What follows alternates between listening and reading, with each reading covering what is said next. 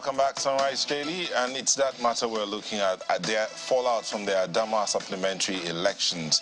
Indeed, a winner has been declared, Governor Vintiri has been returned, but before that, there was that matter of a declaration which has been conclusively called illegal by INEC and lawyers all around have called it illegal. Even the Electoral Act has said it's illegal, but Professor Okoye, who is the Chairman, Information and Voter Education, Independent National Electoral Commission, joins us here to confirm again. Mr. Okoye, thank you for joining us. Yeah, good morning.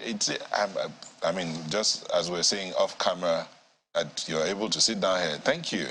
You've had quite a run across the country. So tell us, real quick, indeed, that declaration on Sunday by the Electoral Act, legal or illegal?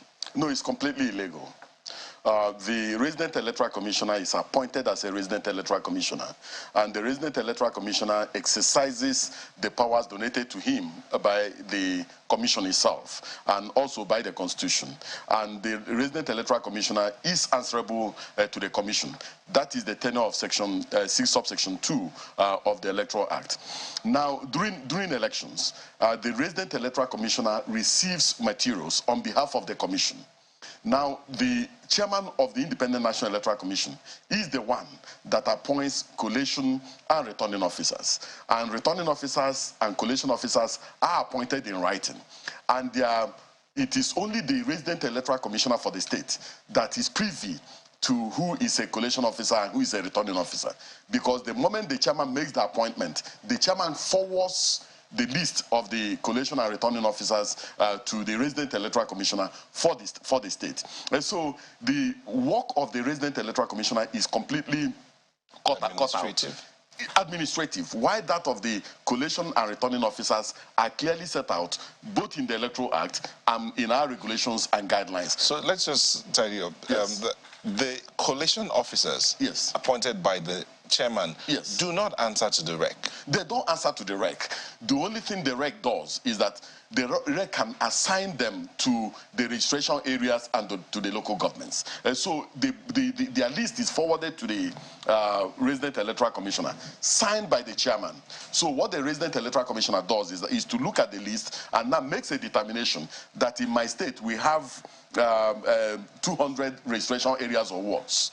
I'm going to assign so and so person to this registration area, this person will go to this one, this person will go to this one, and then the same thing applies to the local governments. But for returning officers, for the federal constituency elections, returning officers for state constituency elections, and also returning officers for governorship elections are appointed by the chairman of the Independent National Electoral Commission. Even the national commissioners do not know. As at the time they got to Adamawa State, they don't even know who the returning officer for the governorship election is. It is only the resident electoral commissioner that knows.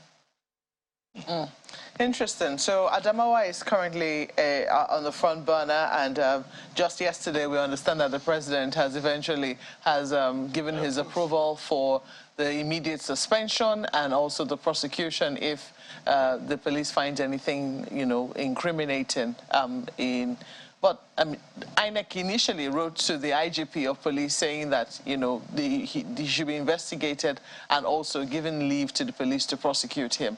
How is that conversation currently going? Well, we wrote to the Inspector General of Police, and we also wrote to the Secretary to the Government of the Federation. We have received a response from the Office of the Inspector General of Police, and they have already commenced investigation.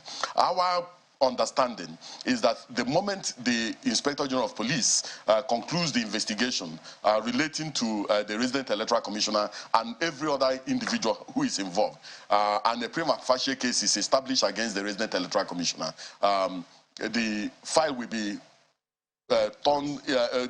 made available to the commission, and the commission will initiate the prosecution of the REC.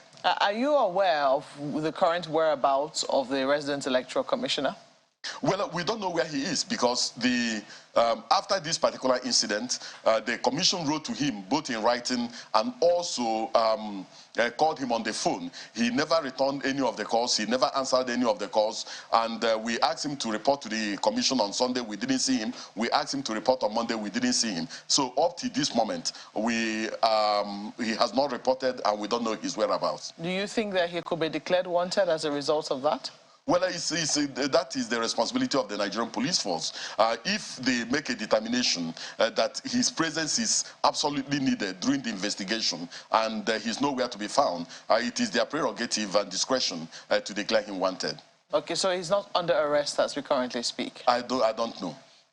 But one of the statements that's credited to the forced PRO was the fact that, and even in the Electoral Act, that the police can't act until the INEC or an official of INEC tells them to take someone out of a polling unit, for instance, in an election process or anything that has to do with the Electoral Act. So now you're saying that nobody knows where he is.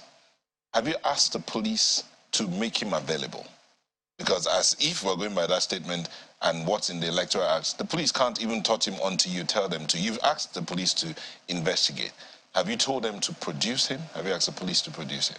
No, it is the responsibility given to the commission under the law is to prosecute. The responsibility and the function and the duty of arrest and investigation resides with the security agencies, and in this case, the Nigerian Police Force, which is the lead agency in terms of election security. We have formally written to the Inspector General of Police, detailing what the issues are, detailing the infractions we believe that the resident electoral commissioner committed. And we have asked him to act, investigate, and if possible, make an arrest. And if he establishes a prima facie case, that the case file should be made available to the commission, and the commission will initiate the prosecution. And so we have followed the law, and we have followed the process and the procedures. Well, we haven't seen you since the conduct of the presidential elections. It's been, I mean, I don't want to, I'm looking for the right words. This morning, you've been really scarce. I recall that we had a conversation with you, I think, on the 26th of February. Then you were at the Collation Center, and that conversation was done virtually. And I think that for a number of people, it was disappointment that INEC did not live up to the promises that it made to the people of Nigeria when it came to being able to transmit the results of the elections real time. In many polling units, it was reported that, you know, regardless of the challenges that they had with the beavers, initial or much later, apart from the late deployment almost all across the country of materials, eventually voting got underway, the beavers was working, and then for people, for the polling agents to be able to transmit the results from the polling units to the IREV became a huge challenge. For those of us who were waiting in the studios, hoping to be able to monitor what was happening on the IREV, it was disappointment. And a lot of Nigerians are still, you know, wondering what happened on that election day, what happened to all of the lofty promises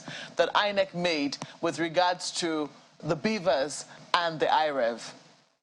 You know, I'm slightly very reluctant analyzing and evaluating issues around the conduct of both the presidential and National Assembly election as well as the governorship and state assembly election. Because some of the issues are already before the presidential election tribunal and also before various election tribunals. So some of these issues have been submitted to the courts, and the courts are definitely going to make a pronouncement on that, on them.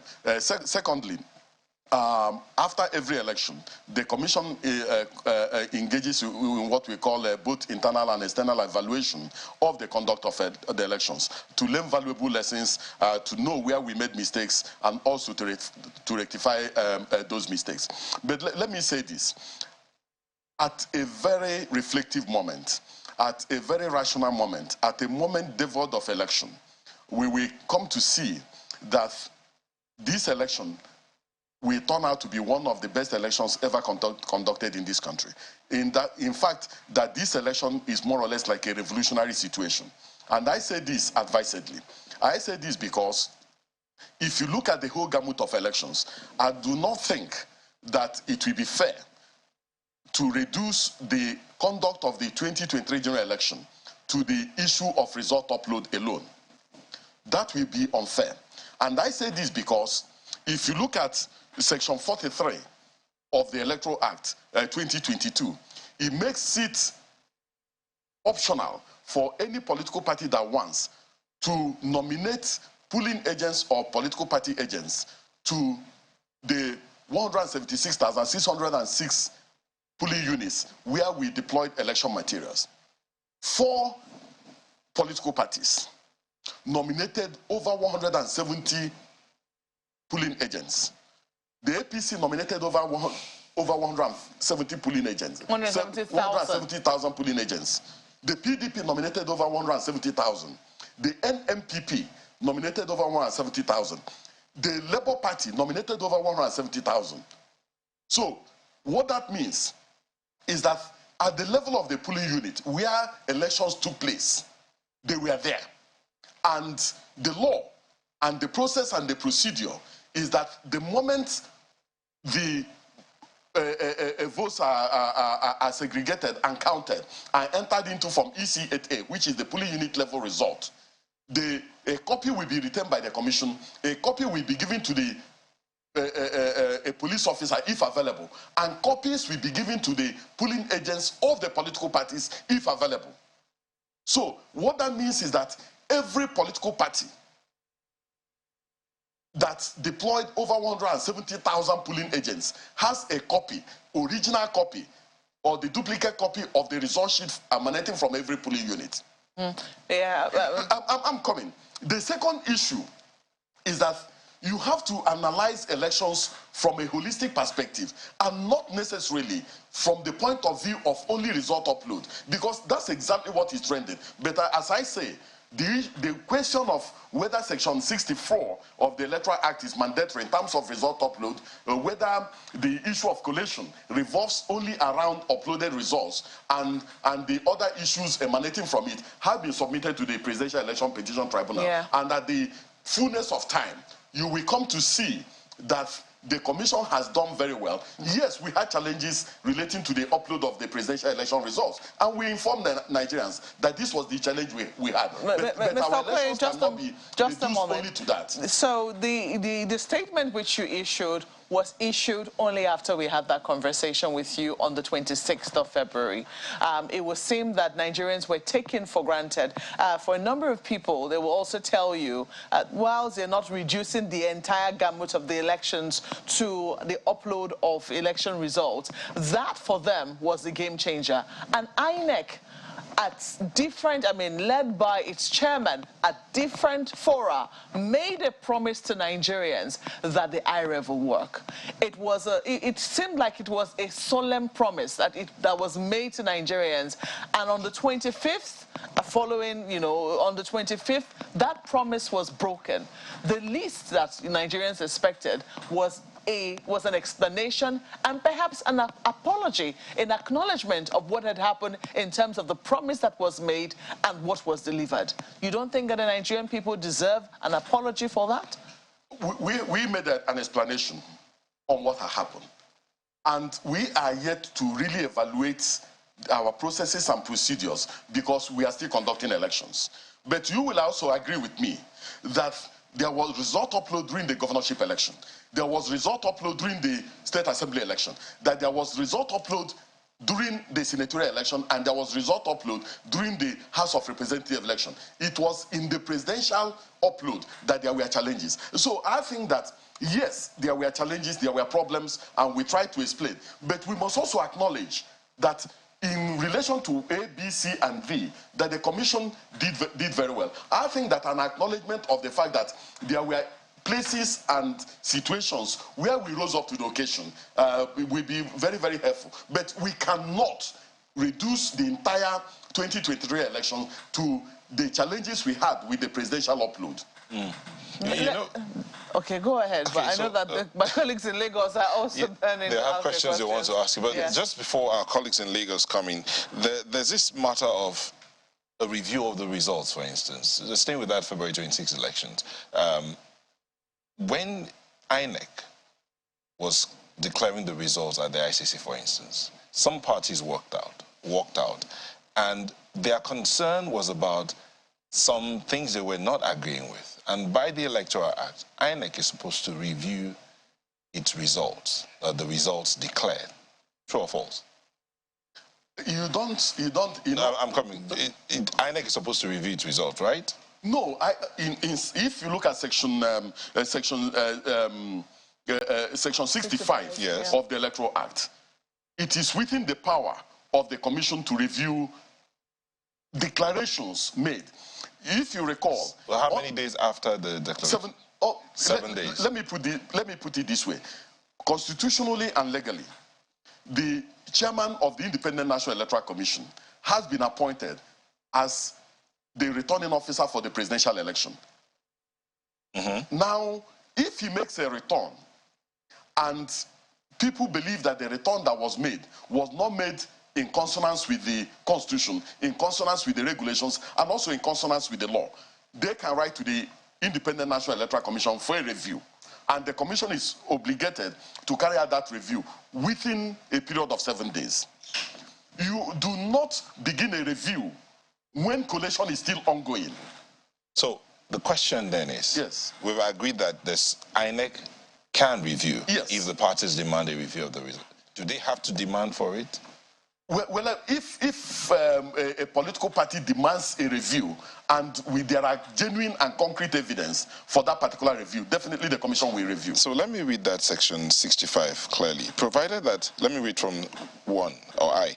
The decision of the returning officer shall be final on any question arising from or relating to unmarked ballot papers, rejected ballot paper, and declaration of scores of candidates and the return of a candidate. Yes. Provided that the Commission shall have the power within 7 days to review the declaration and return where the Commission determines that said declaration and return was not made voluntarily or was made contrary to the provisions of the law, regulations and guidelines and manual for the election. A decision of a returning officer under Section 1 may be reviewed by an election tribunal or court. Yes. That's a different one. But yes, this other one, about 7 days of review. Yes. Has INEC reviewed these results since that declaration? Nobody has asked us to make any review. Even though they did it physically at the collation center, no, you think, okay, they have to, it has to be done in writing? You have to do it in writing. As at the time they were doing all those things, a declaration and a return has not been made. The law says that you can apply for review after declaration and return has been made.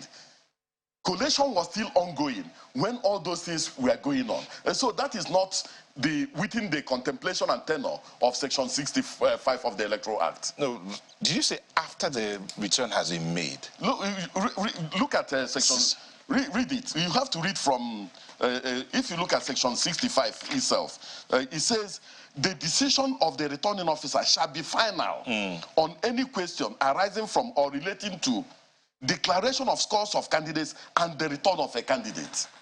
Declaration of the scores of the candidates and the return of a candidate. Okay, but before you went to the C, the B says... Then it says, provided that the Commission shall have power but within 7 days to review the declaration and return. Mr. Okoye, my colleagues in Lagos are waiting. Yes. Let's look at A. Yes. Unmarked ballot papers. Yes. B. Rejected ballot papers. Yes. These were some of the things that they complained about on that day. Rejected ballot papers. C, that's, you just went straight to declaration of scores and of candidate and return of candidate. That's that's the one you read. But what about the A and B? It says, who is the returning officer in this case? Okay, so we'll come back to this. Our colleagues in Lagos have questions for you. Ayo. Yeah, thank you, Nyota. And following, coming off on the back of the question you asked him, Nyota, that means that, a declaration would have been made by a returning officer in this case now, not a resident electoral commissioner. So in this case, a review cannot be made based on what Rec. Yunusa Ari has declared, albeit illegally, in the Adamawa supplementary governorship election, right? Well, what the resident electoral commissioner did was completely unconstitutional, it was illegal, and was completely null and void. So what we did was to just ask the returning officer that was appointed by the chairman of the Independent National Electoral Commission to go back to Adamawa State and go and complete collation of the results, which he had already started.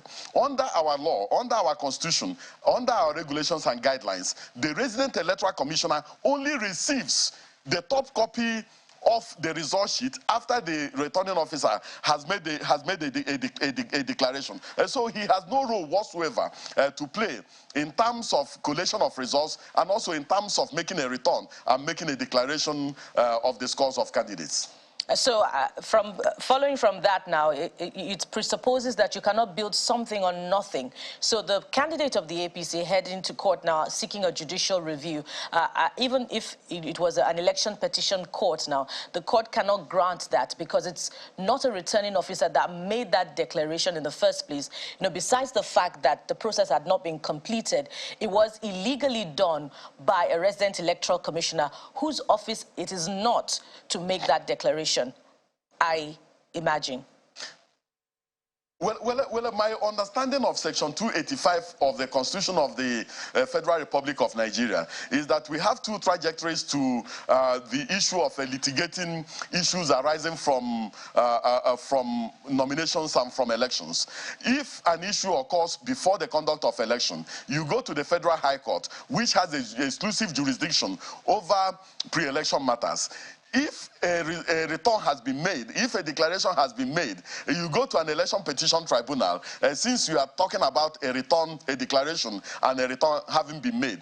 And so as far as I know, as far as my own understanding of the law is concerned, we are now in a post-election period, and the Federal High Court or a State High Court does not have jurisdiction to entertain any matter relating to the declaration of results and the return of a candidate.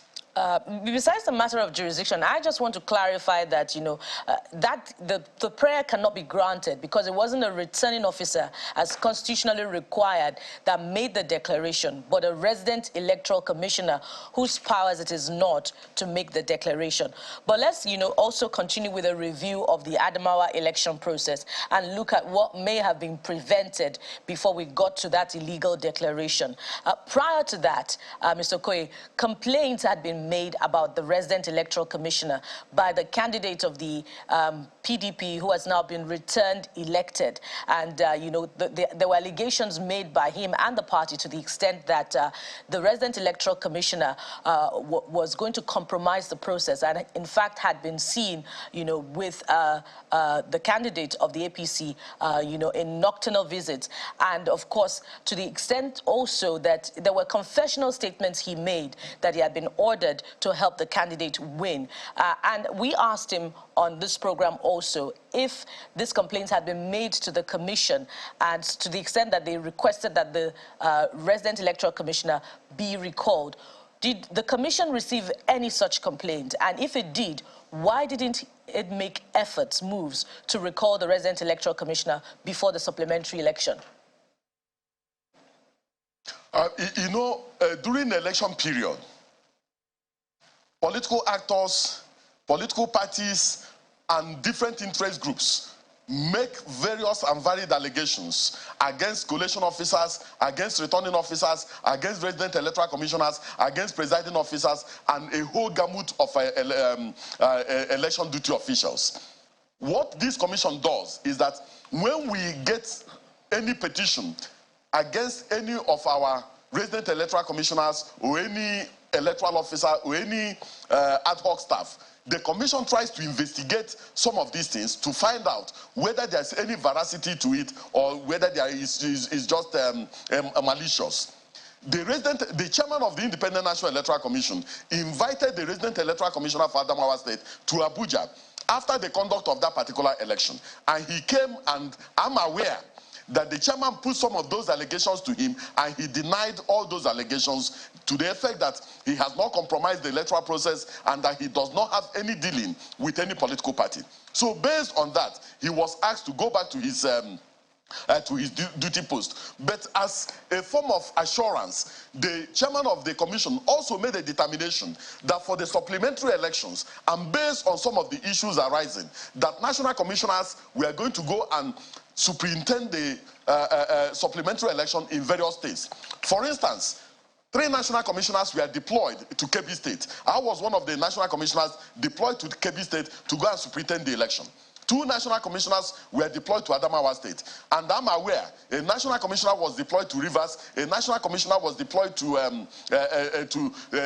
Imo State, a national commissioner was deployed to, I think, Ogun State. So all national commissioners were, and the national commissioner was deployed to Sokoto State, and one was deployed to Zamfara State. So national commissioners were out. So we expected that the presence of national commissioners in some of these states was going to be have a sovereign effect on resident electoral commissioners, even if some of them want to do something untoward. But what the resident electoral commissioner for Adamawa State did was brazen, was audacious, and was completely out of place. And we are still trying to understand his mental makeup and what led him into some of the things he did, because we had a retreat with some of these the resident electoral commissioners, where we told them clearly that the powers they exercise as resident electoral commissioners are powers donated to them by the commission itself, and that under section 6 subsection 2 of the Electoral Act, they are answerable to the commission. And they're also aware that under no circumstance are they permitted to act as returning officers in any election. Speaking of national commissioners, is to sit with the returning officers, and when the returning officer has made a return, copies from EC8V and from EC8E are given to him or to the resident electoral commissioners for safekeeping. That is their only role. So for a resident electoral commissioner to go and usurp the powers of a returning officer was completely audacious and out of place. Speaking of national commissioners, because Ayo is raring to go as well, was the commission also aware about reports of, division within the ranks of the national commissioners and the resident electoral commissioner in Adamawa State? And if you were aware, was that sufficient for a recall? That's besides the allegations made by the PDP in that election? There was no division. The moment national commissioners arrive in the states, they exercise the powers of the chairman of the Independent National Electoral Commission, and they embody the powers of the commission.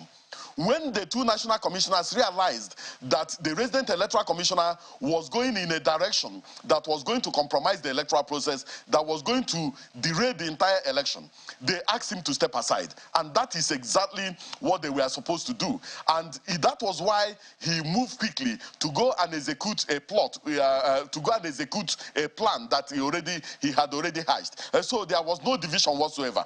The resident electoral commissioner is not at par with national commissioners, and the powers of the national commissioners are the powers of the commission. And any national commissioner in any state embodies the spirit and the powers of the chairman of the commission and the spirit and the powers of the commission in that particular state. So there was no division, there was no dissension.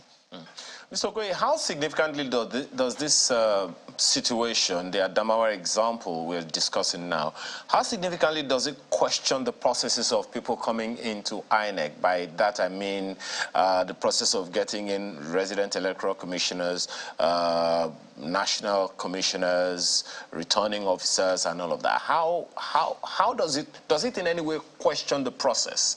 And because one of the questions a number of people are asking is, does INEC have the power, for instance, to query or deal with in any way, administratively or whichever way, a resident electoral commissioner who erred in office as the issue under review?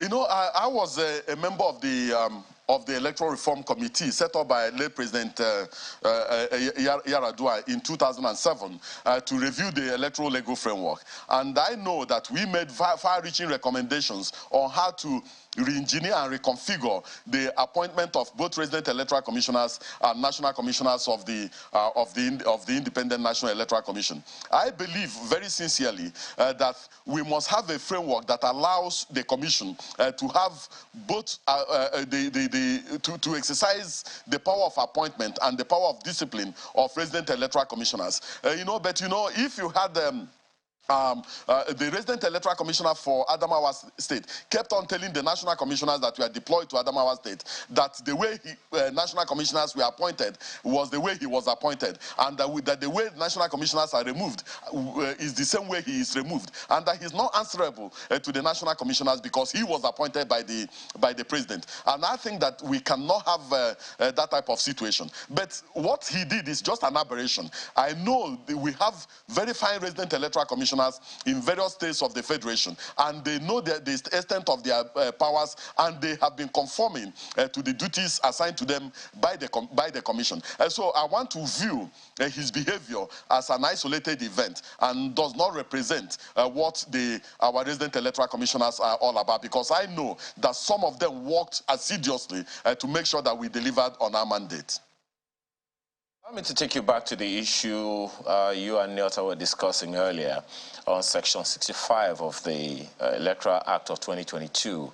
The first line says the decision of the returning officers, shall be final on any question arising from or relating to unmarked ballot paper, rejected ballot paper, and declaration of scores of candidates and the return of a candidate. In other words, from the very beginning, whatever the returning officer says is final. But then it also says that the Commission shall have the power within 7 days to review the declaration and return of the candidate. What the law didn't say here is the process of getting that done, of that review, the 7-day review, and how significantly that will impact on a decision that INEC took before. Take us through the process of those 7 days review. You said that the declaration and return have to be made before that 7 days can begin to count. Take us through the review, through the process of that review. Now, you need to look at Section 65 very carefully.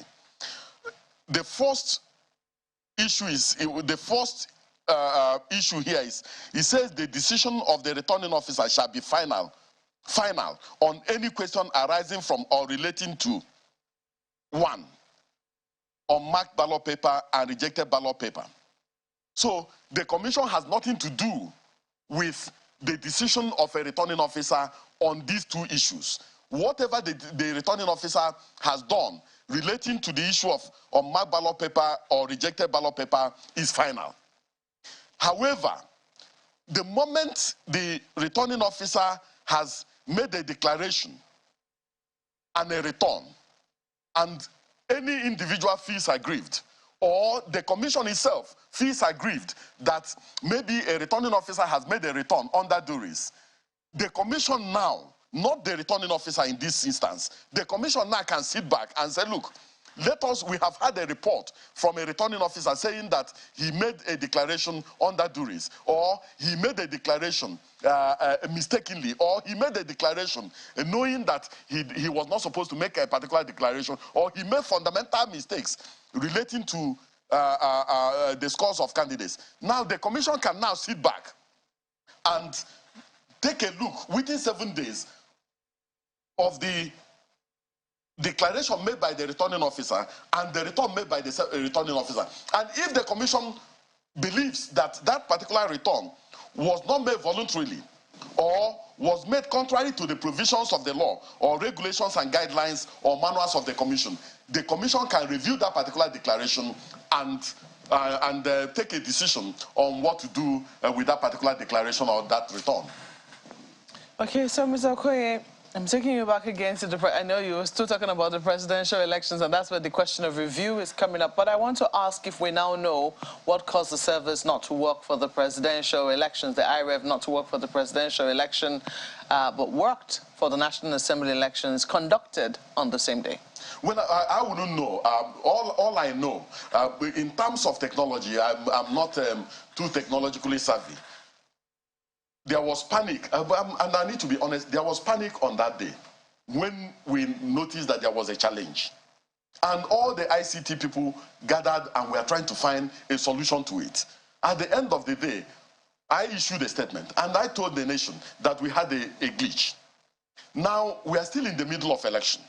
The moment we are through with the issue of all these elections, we will sit down as a commission and do both internal and external review of the entire gamut and entire processes leading to this election. And I'm sure that at that particular moment, those who were involved and those who were in charge of our ICT facility will come and soberly and rationally explain to the commission what exactly happened and what went wrong and what should be done. I'm sure you've heard forward. people saying that, you know, that the servers were switched off and there was an internal sabotage within INEC.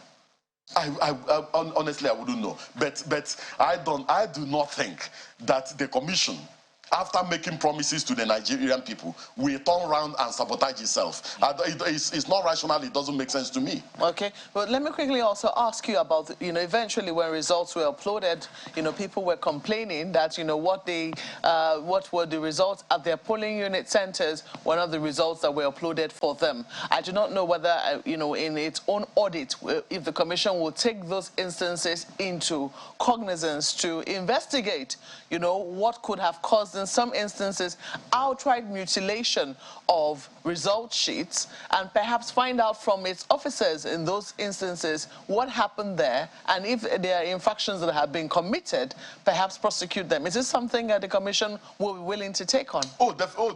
Definitely. But you know, we are going to conduct this review, and this review will be very thorough. But we must also be very careful about just relying on social media narration on this election. And I'm still saying that we should be careful about reducing the entire 2023 election to the issue of result upload relating only to the presidential election. Okay. Members of the National Assembly elected, we gave some of them certificates yesterday. Some of them confessed that they are in the National Assembly because of the beavers. Some of them confessed that ordinarily that they will not even near the National Assembly if things were done the way they were done before. So I think that significant things and fundamental things have happened in this election, and we must acknowledge the gains we have made, and then look at the challenges and the problems, and then deal with them, so that our electoral process can continue. When will this audit take place? The moment we are through with with the elections. That's No, we are not through with the. We are still giving certificates. We gave so many certificates yesterday, and there are some who went for lesser Hajj and are yet to come back to collect their certificates. Okay. And so we still have one or two issues to sort out. Do you know when that will be? When will the review take place, the audit? When the commission has to take a decision on that. No decision has been taken. Okay, Mr. Okoye, we are out of time, but you need to answer this questions real quick. The Ogun governorship election, the PDP candidate, has he written to INEC to review the results there? What's INEC doing about that? Well, there were so many letters we received for review of both governorship, state assembly, national assembly elections. So, where those reviews are extensive, we did advise that they should approach the Election Petitions Tribunal. Okay. And so many of them have approached the Election Petitions Tribunal, and we believe that justice will be done in those tribunals. Then another question we want to ask you here is the Labour Party primaries in Imo State. Did INEC monitor all 4 parallel primaries? Because there are 4 candidates gunning for 1 ticket there. Well, we have not received a report on the issue of party primaries in Imo and relating to the Labour Party. But I want to say that political parties should try as much as possible to use their own internal mechanism to deal with their own internal problems. When you have factions in your party, don't come and dump it on the commission. Try as much as possible to resolve the matters first before asking the commission to intervene in your internal affairs. And how does INEC, the members of the commission, pull themselves away from their desires in their various states of origin? Their desires how? Yes, like you have something you would desire, a political party or a political candidate to rule your state. How do you separate yourself from that desire to see your state being ruled by anybody? No, national commissioners do not supervise their states of origin. I didn't say supervise. Yes, and the moment you have taken the oath your oath of office, you know that the work of being an umpire is a very, very serious one, and you have to take your work seriously. So no matter your ideological persuasion, no matter your religious persuasion, no matter the type of feelings you have for a political party, you have to put it in a basket until you leave office. Thank you very much. Mr. Festus Okoye is the National Commissioner and Chairman, Information and Voter Education on INEC. Thank you for coming to the studio today. I appreciate this opportunity. Thank you.